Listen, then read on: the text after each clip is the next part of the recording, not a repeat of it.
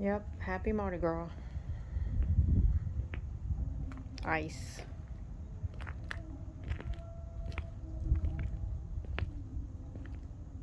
Defrosting a little bit today. You hear that crunching? Everything's still defrosting.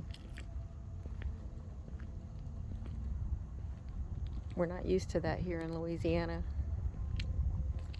We're still recovering from hurricanes, but oh gosh, lots of ice. Have to be very careful.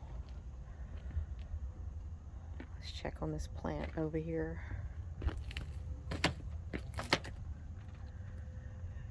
Yes, still frozen completely.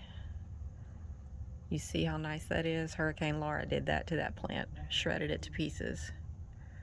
Now it's just completely frozen from the ice storm.